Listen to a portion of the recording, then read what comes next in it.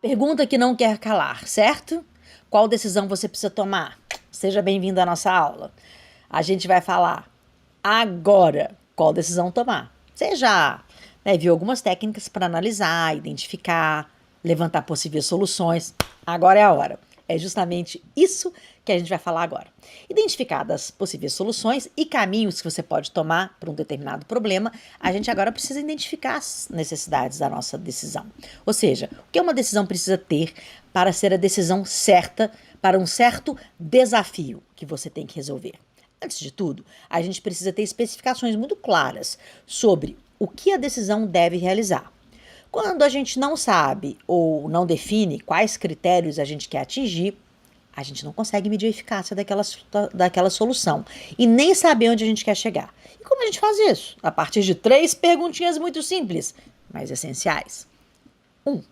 Quais são os objetivos que a decisão deve alcançar? 2. Quais são os objetivos mínimos que a decisão deve atingir? 3. Quais são as condições que ela deve satisfazer? Veja que a sua decisão é baseada em critérios. Ela pode e deve mudar conforme os critérios de um determinado problema.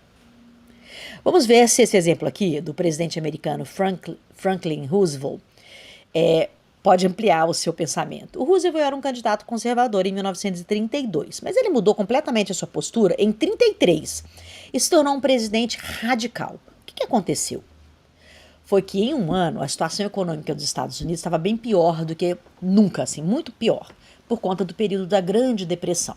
Com isso, mudaram os critérios para as decisões que ele tinha que tomar. Qual que foi o resultado, então? Ele tomou decisões diferentes do que ele praticava antes.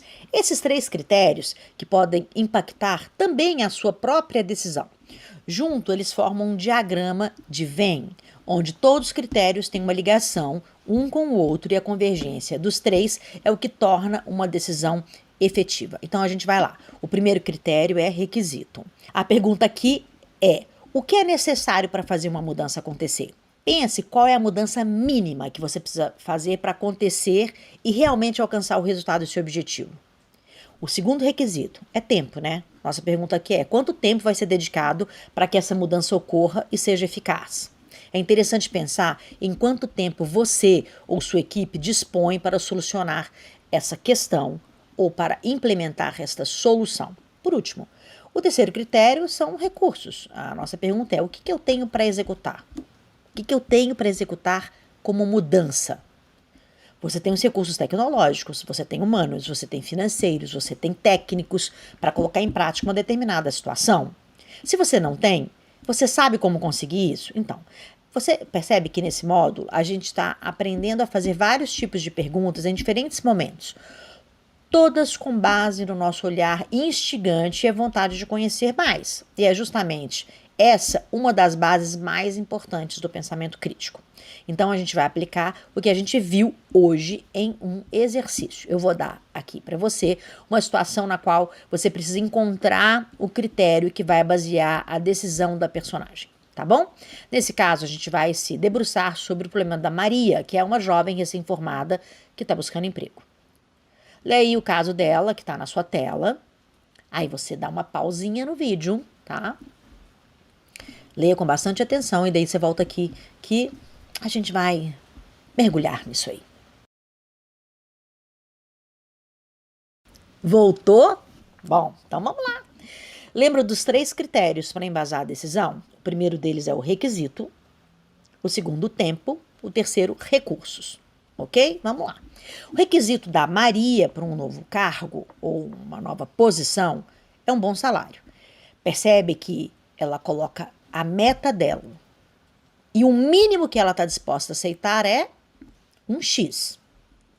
Tem que ficar claro isso para você. Depois é o tempo. Para ela é importante que a empresa preze as entregas, ok? Muito mais do que determinado horário de trabalho, por exemplo. Ela quer uma rotina flexível, porque isso é muito importante para ela.